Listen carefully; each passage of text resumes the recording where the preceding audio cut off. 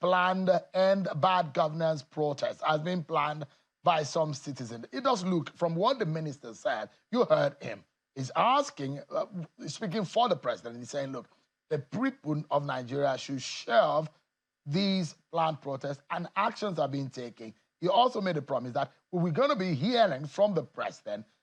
Is that kind of narrative, that kind of rhetoric, is that what you think should be coming out right now? Well, for me, I think the government is lucky this time. In 2020, there wasn't a notice given by young people before embarking on the NSAS protest. I've followed the debate and the concern of the government, or the worry of the government.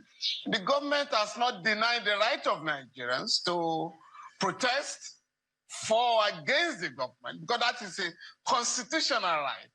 But what I think the government is worried about is the possibility that violence might occur. Again, from my experience, in protests. I mean, I've taken part in protests for over 40 years in the country.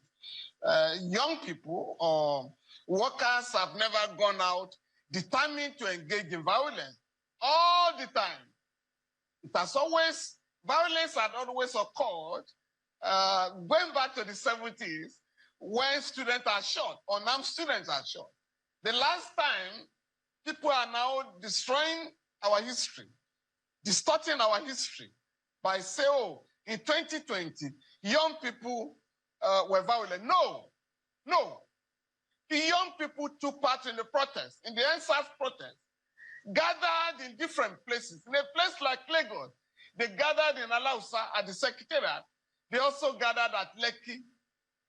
And they were singing and discussing among themselves. People were giving them food. What happened was that the attack on the youth started in Alausa here when a notorious transporter in Lagos, a notorious union leader, sent his thugs to attack the unarmed youths in Alausa. They overpowered the thugs, but the police did not arrest or charge them. The same thing happened in Abuja, in Benin, in Port Harcourt and other places. And of course, until the government decided to unleash people you call hoodlums and thugs on the young people. When that did not work, the government sent troops, armed soldiers, to engage in killing of young people. In 1 week, about 99 people were killed in Lagos. I don't want to talk about Ogbomoso, Ibadan, Port Harcourt, and Benin, and other places where young people were shot at, where young people were killed. So the violence that characterized the end of the NSAS protest was instigated and fueled and sponsored by the government. This time around, I think the government is beginning to learn from the past. I mean, last year, the Nigerian Labour Congress wanted to have a protest in solidarity with ASU during the strike. Oh, he said, no, you cannot go on strike. Hoodlums might take over. And I drew the attention of the government to the relevant provision of the Police Establishment Act of 2020, Section 83, subsection 4, that during protest, the police shall provide adequate security for the protesters. That is the law. So what should be done, or what is expected, if there's going to be a protest and there's an announcement, is to ask the protesters, where do you want to gather, so that the police can surround the place and ensure that hoodlums, so-called, or thugs, normally employed by politicians, deployed by politicians during elections, will not take advantage of genuine protests in the country. And I think that is what the government should do now. So identify the organizers, and collaborate with them to ensure that violence will not occur. So let me get you to reason with some of the issues that have been raised. And those who will say one of the strengths of the NSAS protests, on one hand, was that there were no leaders. There were no persons who are in the front. There were just people who, according to the organizers, organically were leading the protests, who identify as possible on-the-spot leaders. There were no organized leaders, although there are some people who are doing the strategy in the corner.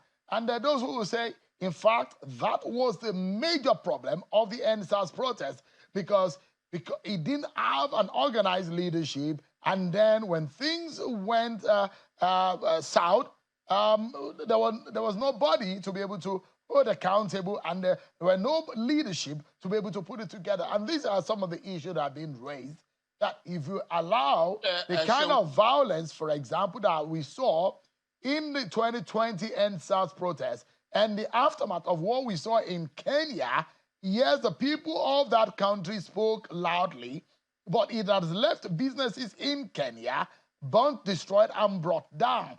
How can we avoid this sort of situation, Mr. Falana? Yeah, number one, what they call it, young people call it leaderless revolution. And I mean, we know those who, the government, officials of the government, know that their children participated in the protests of 2020. I know my own children participated in the protests of 2020. And when you ask the young people, why don't you have leaders that the government can talk to? Say, no, this is a sudden protest. We are compelled to have this protest. Once they know our leaders, the government can easily call them and bribe them or intimidate them and stop the protest. So, but they had a way of contacting themselves. And I think that is the lesson the government can draw some lesson from that experience. How do you identify those who are using statements, those who are planning the protest, and then engage with them productively? But threats will not work. In fact, on some occasions, the desperation of government also has a way of popularizing such protest. And when you are also getting some leaders of some phony organizations coming out, oh, we are dissociating ourselves from you didn't plan the protest with them. That will not work for the government. Or some last year, the Johannes came out to say, no, the Igbo people should not join the protest. Led by an Igbo man anyway, Joe Ajero. Oh, the Yoruba people came out, Femi, faction of, oh, please, no Yoruba son should come out and join the protest. That will not work. Nobody listened to such, warnings. So this time around, the government should try to identify the leaders of the movement and then engage, have some dialogue with them. And then the questions being raised, there are demands that are being made. The government should address this demand. And between now and the 1st of August, it's still a long way. And it's happily, I understand the government is going to address the nation. And it is also important for governors to really come out and let the people know what they are doing to address hardship in the country, which nobody is denying. Suffering in the country, which nobody is denying. And then you still have governors say, oh, we're not going to be able to pay a minimum wage of 70,000 naira. That is not the kind of language that you expect leaders, the type of statement that leaders should make at this point in time. So, Mr. Falana, I think a lot depends on the government. Let me ask, is it fair, though, to want to stage a revolution protest against a government that's spent just about a year in office?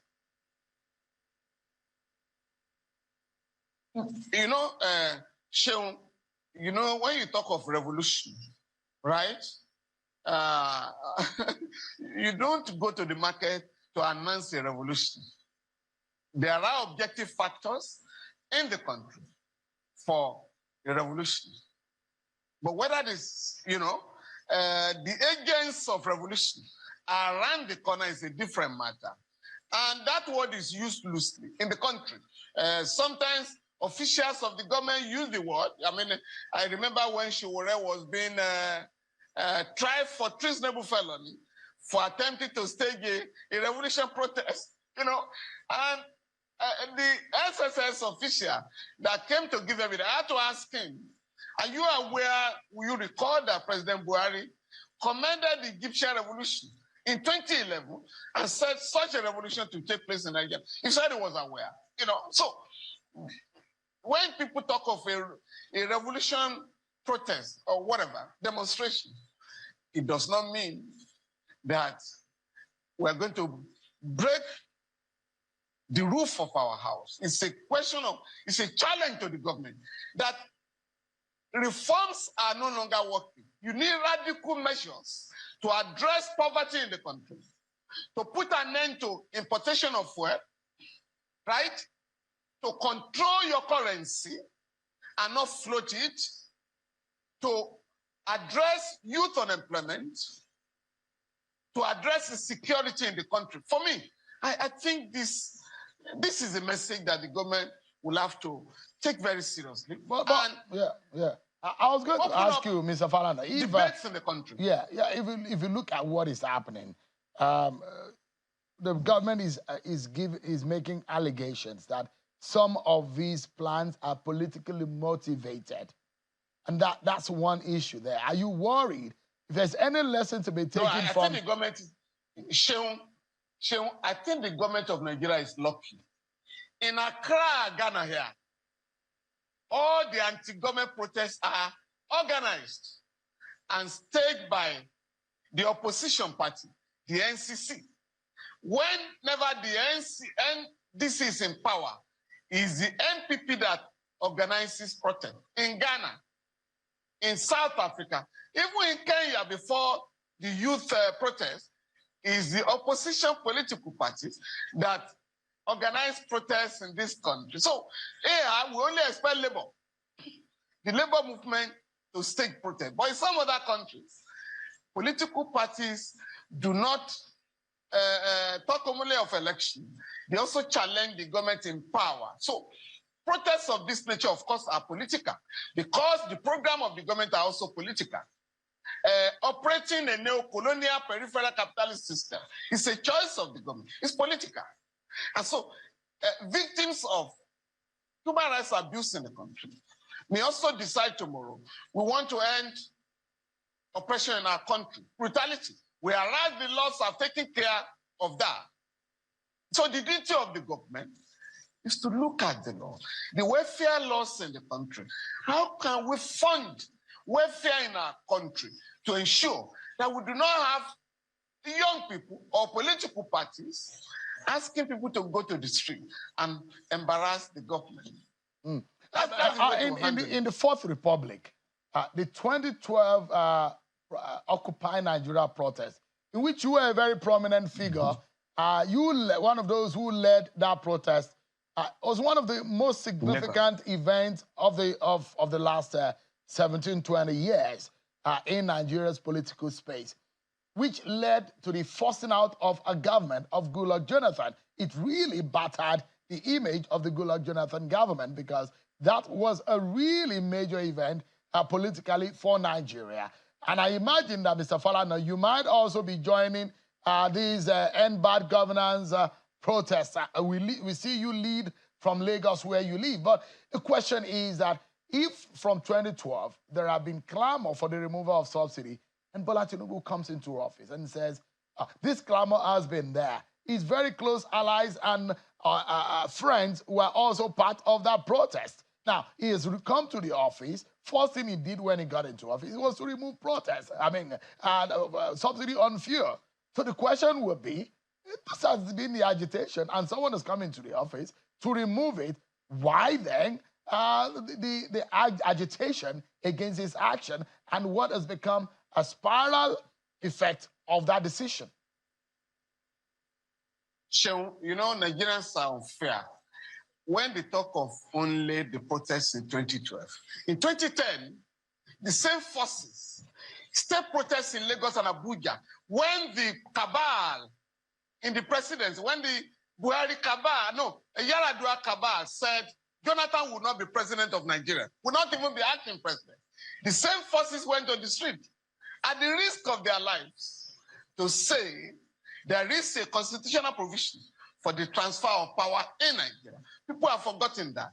Those who later came to become, to accuse those who staged the 2012 protest, never remember that, So the point I'm making, therefore, is that people have the right, it's a constitutional right, to protest for or against the government.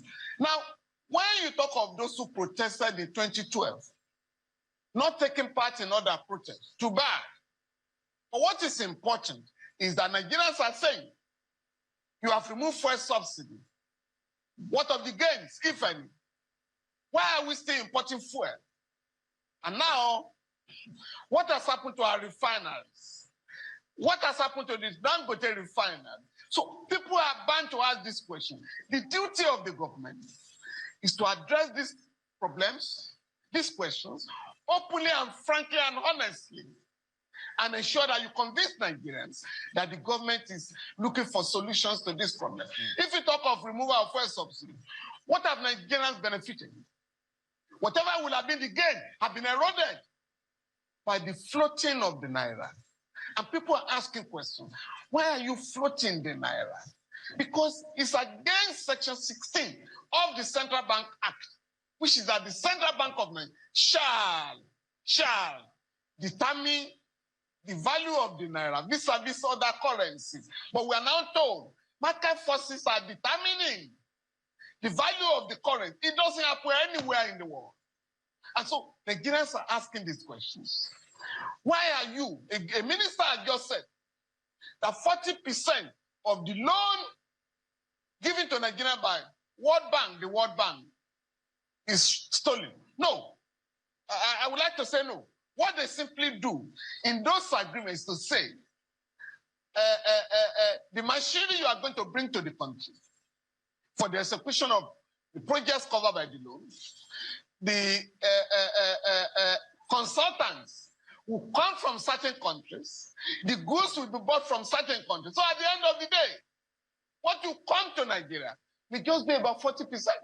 And out of the 40%, part of it is stolen by some reckless people in government. So our countries are acquiring loans without any basis. So we're already sabotaging the future of our young people. So we must now begin to ask questions. Where are you taking this loan? To service a parasitic bureaucracy. So these are the issues the government will have to address. Mr. Falana, I wanted to play to you.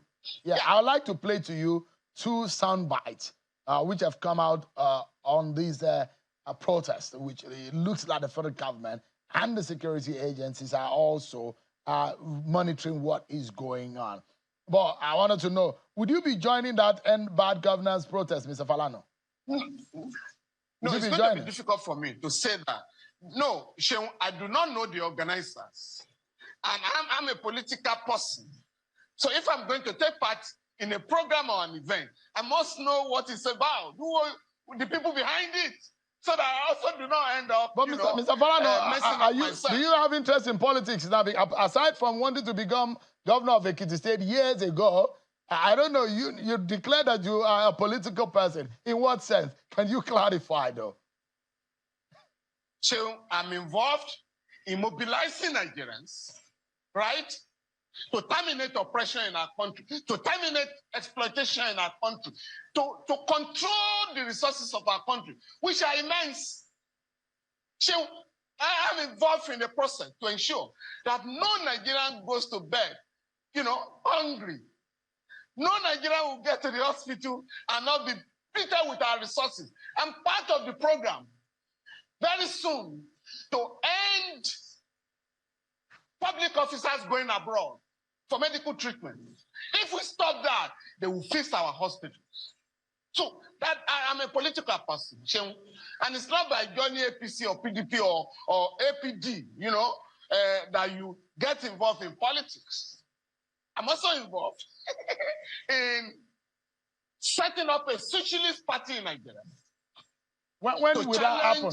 Is it going to be ahead of 2027? The destruction of our country by capitalist people. This political party that you're talking about, Mr. Falana. To that extent, I'm a very political person. Yeah, this party you are saying you are joining to form, is it going to be ahead of 2027? And you're going to be seeking some kind of election, isn't it? No, come again. You talked about you joining forces to form a political party. When is this political party coming into fusion? Well, a lot of mobilization is going on across the country. And very soon, Nigerians will know that we are bringing back politics of ideology in our country, politics of issues, and not politics of religion, ethnicity, and other primordial sentiments. Very soon. There are a lot of conversations around why this kind of treatment is being meted on Dangote, the 20% stake of the federal government in that investment. And now the fact that Mr. Dangote is saying that he's willing to sell off his shares in that investment. What do you make of that? Well, I've enjoyed the intra-class feud, or what you might call a dog-eat-dog affair. But it's at the expense of the country. And we cannot continue like this. A government cannot go around the world asking for foreign investment only to be accused of destroying local investment. It's very dangerous for the country. It is so embarrassing that we are telling the whole world that the government of Nigeria is so incapable to manage this affair that one person is monopolizing trade in our country. What is the purpose of the government? Is to checkmate any monopolistic control of any business in Nigeria. But what do you call a monopoly? If you have allowed your own refineries to be destroyed, what happens? Somebody now decides to have a refinery. That's a monopoly. What? There's nothing you can do about it. I thought what the government should be doing now. I've allocated $1.5 billion for the revitalization of the Port Harcourt refinery and $1.4 billion for the revitalization of the Warri and Kaduna refinery. The government should stop postponing the days of commencement of business in these refineries. The government should be in a hurry to get those refineries to work and compete with the Dangote refinery. How can a government go out and say a factory in my country is producing a bad product, bad fuel? What are you doing as a government about it? Why are you allowing Dangote to saturate the market with bad diesel? Very soon, bad PMS. So the ones you are bringing from foreign countries, the fuel you bring from foreign countries, adulterated fuel, foul fuel, destroying vehicles in our country. The government is helpless. Sometimes the government, we are going to set up a panel to deal with those who are bringing bad fuel to the country. At the end of the day, the government will not do anything. Now, what is this whole debate about? I have been very critical of the equity, the shares allocated to Nigeria in the Dangote refinery. In May 2021, the Federal Executive Council directed NNPCL to take a loan of $2.67 billion to acquire 20% shares in the Dangote refinery for Nigeria. I have criticized that figure by saying we must quantify the contribution of the country to the refinery. Only to be told now that our 20% shares have been reduced to 7.2% by the NNPC, albeit illegally, because the NNPCL does not have the power to overrule the decision of the Federal Executive Council under the current political dispensation. So where do we go from here? It is for the government to go back to the drawing table. If there are problems with the Dangote refinery. You must sit down. But if you don't have a laboratory, you can't say that fuel is bad or diesel is bad. You must take it to your laboratory. And where is that laboratory located? We must know it. 2, you must now stop this childish, very puerile argument about, oh, somebody wants a monopoly. It's not the business of the government. And that's why you have the Federal Consumer Protection Commission to deal with anybody who wants to maintain a monopoly in business in the country. Now, the government must go back to the drawing table. If a factory is likely to employ 500,000 people, young people, the government must try and embrace that company and see what can be done. But for me, I'm not interested in the argument whether Dangote wants to compete or not, or whether he wants the government to give him a special dispensation. My own position is, and the NNPCL must address this problem. Since the 70s, that they ran the refineries at grant, the country's refineries are grant. The 445,000 barrels dedicated to domestic consumption. Please go and refine it.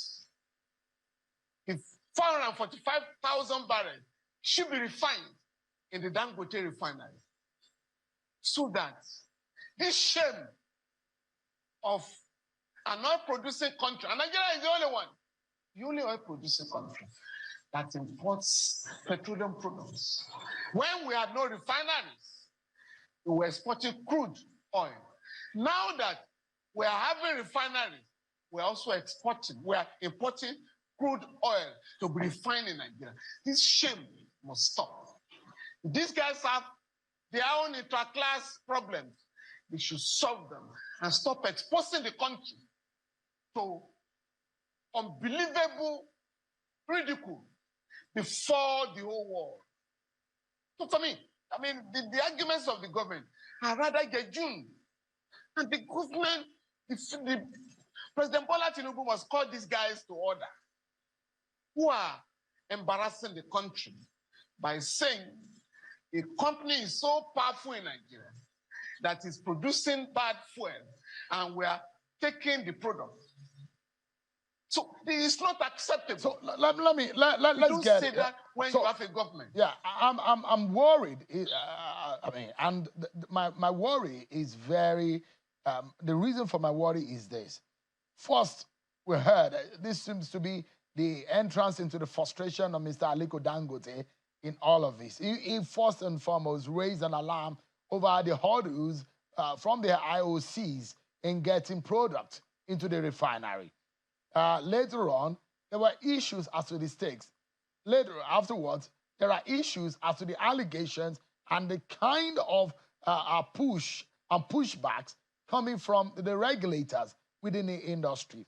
So one will ask the question, if Mr. Dangote has come forward to say, hey, I have a problem. He's supposed to be one of the biggest refineries globally, out in the world. In fact, the biggest that we can see in Africa, not only serving Nigeria, serving, the largest, I would say. Now, and he's complaining that IOC are frustrating me. Again, he's come out to say, look, what is causing all of this is officials of the NNPCL who are blending some of these products through the back door in Malta.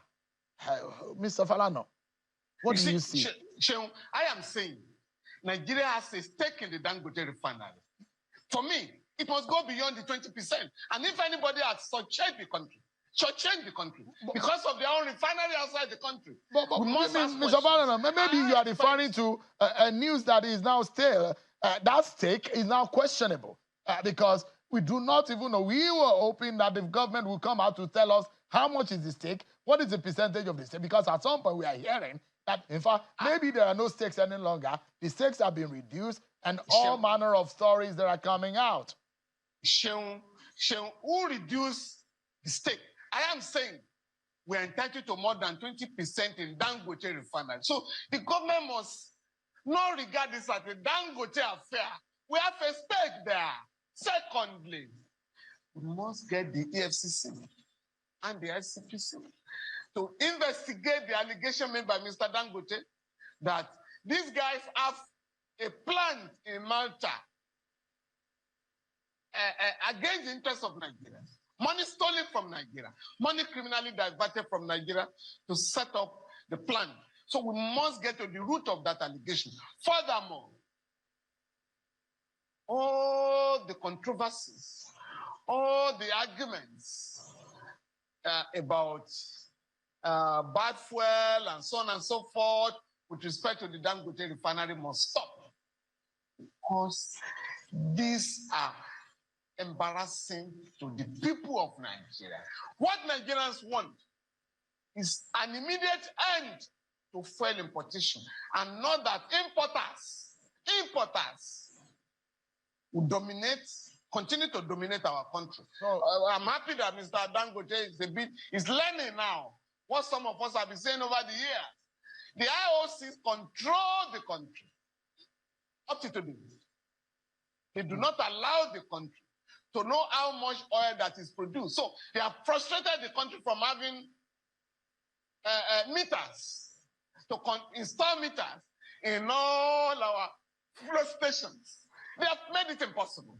They have also refused, these IOCs, to build a refinery in the country since the 70s. And the government has not had the courage to challenge them.